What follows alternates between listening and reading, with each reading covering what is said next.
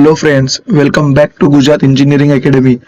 આજે આપણે વાત કરવાના છે કે how to score 9.5 plus SPI in sem 1, 2, 3, 4, 5, 6 અને તમારું સીજીપીએ કઈ રીતે 9.5 ના ઉપર મેન્ટેન કરવાનું એના ઉપર આપણે વાત કરવાના છે. તો સૌથી પહેલા આપણે જોઈ શકીએ છીએ કે આ વિડીયો તમને લઈને આવ્યો છે ગુજરાત એન્જિનિયરિંગ એકેડમી. આ આટલી સુંદર પીડીએફ તમારા માટે ગુજરાત એન્જિનિયરિંગ એકેડમી લઈને આવી છે કે તમે જોઈને એના ઉપર બધું કામ કરી શકો છો. તમે કઈ રીતે માર્ક્સ ગેઇન કરી શકો છો. તો તમને મેં આજે કહી દઉં કઈ રીતે બનાવવાનું હોય. તો જોઈ લો, GTU exam 9.5 plus SPI scoring formula મેં આજે તમને કહીશ કે કઈ રીતે તમે 9.5 પ્લસ સીજીપીએ લાવી શકો છો એક્ઝામમાં અને કઈ રીતે એક્ઝામ લખવાની હોય છે. જીટીયુ પેપરમાં 9.5 પ્લસ એસપીઆઈ લાવવા પેપર કેવી રીતે લખવું, સંપૂર્ણ માર્ગદર્શિકા. સૌથી પહેલા ધ એક્ઝામિનર્સ માઇન્ડસેટ, પેપર ચેકિંગનું રહસ્ય. GTU examiners check 100 plus answer sheets in limited time frame. Examiners do not read long essay paragraphs. They look keys, formulas, label diagrams, block schemes, and structural bullet points. Presenting information clearly upfront guarantees full marks to reach the 9.5 plus benchmark. એટલે એમાં શું કહેવા માંગે છે કે જે GTU ના examiner છે એ લોકોને દિવસમાં 1 કે 2 પેપર ચેક કરવાનું નહીં હોય. એ લોકોને 100 કરતા વધારે પેપર ચેક કરવાના હોય છે. તો એ લોકો તમારું આખું પેરેગ્રાફ એસે નહીં વાંચે. એ લોકો વાંચે શું છે, key formulas, label diagram, block scheme text, બધું તમારું વાંચે છે. સ્ટ્રક્ચર્ડ બુલેટ પોઈન્ટ્સ, જે બુલેટ પોઈન્ટ્સ એટલે જે મેઇન પોઈન્ટ્સ છે એ તમારા લોકોનો એ જ છે. હવે સૌથી પહેલા paper presentation and writing strategy, કઈ રીતે પેપરને પ્રેઝન્ટ કરવાનું અને રાઇટિંગ સ્ટ્રેટેજી શું છે. New question on new page, new question new page પર જ લખવાનો. જે નવો ક્વેશ્ચન હોય એ ક્વેશ્ચનને તમે ન્યૂ પેજ પર જ લખવાનો. Point voice formatting with bold keywords, એટલે તમે જે પેરેગ્રાફ્સમાં લખો છો, બલ્કી પેરેગ્રાફ્સ એટલે બહુ વધારે પેરેગ્રાફ્સમાં લખો છો, એના કરતા તમે એ પેરેગ્રાફને ડિવાઈડ કરી દો 2 કરતા 2 ક્યારે 3 બુલેટ્સ પોઈન્ટમાં. એટલે તમારું પેપર બી કવર થશે એન્ડ સેકન્ડલી તમારે લોકોને જે ઇમ્પ્રેશન છે એક્ઝામિનર સામે એ સારું પડશે. પછી ડાયાગ્રામ ફર્સ્ટ અપ્રોચ, ડાયાગ્રામ તમે બનાવો એ પ્રોપર ડાયાગ્રામ, અને જે વસ્તુમાં તમે ડાયાગ્રામ બનાવી શકો ને એ વસ્તુમાં તમે ડાયાગ્રામ બનાવો એટલે બનાવો.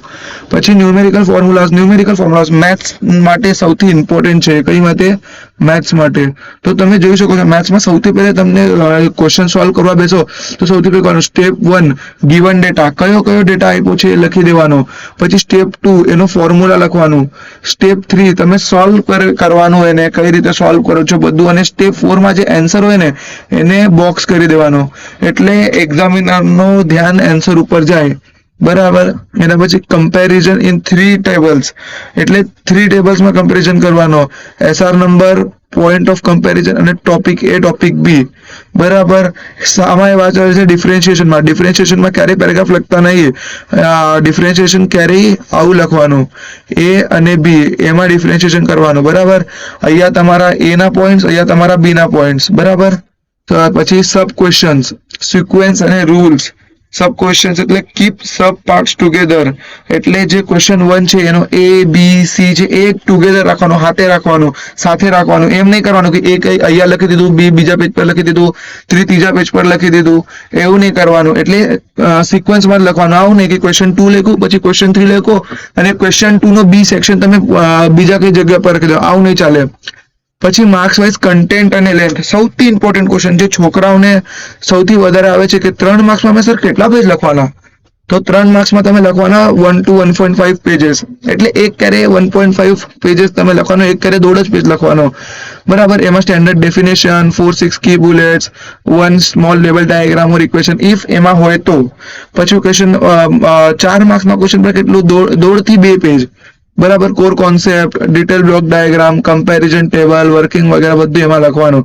7 માં લખવાનું 3 to 3.5, અને એને તમે આગળ જઈને 5 1 to 6 માં બી લખી શકો અગર ક્વેશ્ચન મોટું હોય તો.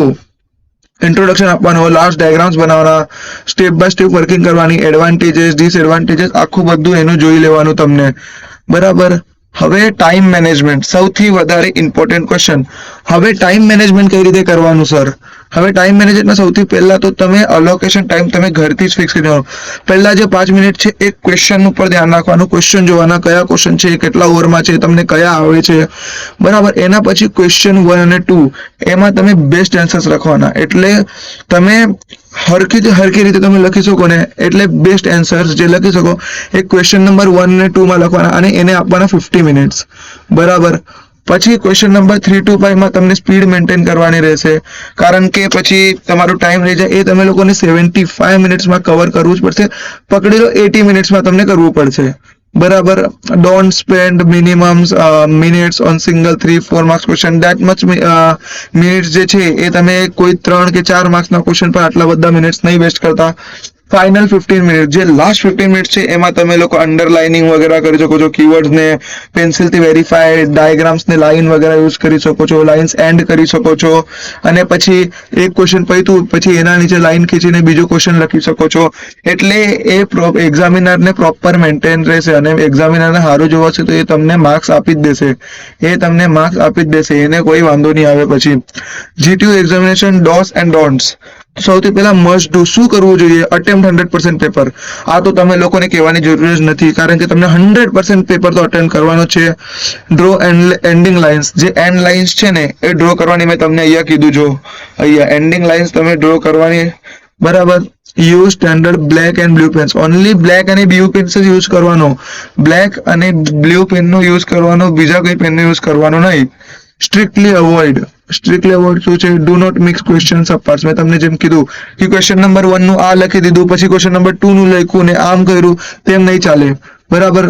ડુ નોટ રાઇટ આઈડેન્ટિફિકેશન ક્યારે, લાઈક તમારું નેમ, પછી એનરોલમેન્ટ નંબર, રિલીજીયસ સિમ્બોલ, એ બધું પેપરમાં નહીં લખવાનું. એ તમારે ઉપર એક કોલમ આપ્યું હોય, ઉપર તમને એક સેક્શન આપ્યું હોય, એમાં તમને બધું લખવું પડશે, પછી પેપરમાં લખવાનું નહીં.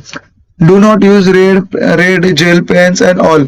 જે રેડ પેન્સ છે એ બધું તમને યુઝ નહીં કરવાનું, બરાબર. અને ગ્રીન જેલ પેન્સ તો સ્ટ્રિક્ટલી નહીં યુઝ કરવાના, કારણ કે જેલ પેન સ્પોઇલ થઈ જાય છે, એટલે તમે જેલ પેન તો યુઝ કરવાના જ નહીં. રેડ પેન તો ચાલે જ નહીં એક્ઝામમાં, તમને ખબર જ હોય, કારણ કે તમે લોકો બી 10th 12th પાસ કરીને આવ્યા છો. પછી હવે તમને અમારો વિડીયો ગમ્યો હોય તો પછી અમારા ચેનલને સબસ્ક્રાઇબ કરી લેજો, ગુજરાત એન્જિનિયરિંગ એકેડેમીને. અને તમને કોઈ પણ પ્રકારનો ડાઉટ, કોઈ પણ જાતનો ડાઉટ હોય તો અમે લોકોને તમે કમેન્ટ કરી શકો છો, એટલે મેં તમે લોકોને ડાઉટ જે છે એ ક્લિયર કરીને આપીશ. અને કમેન્ટ સેક્શનમાં તમને આન્સર મળશે, 100% તમને આન્સર મળશે.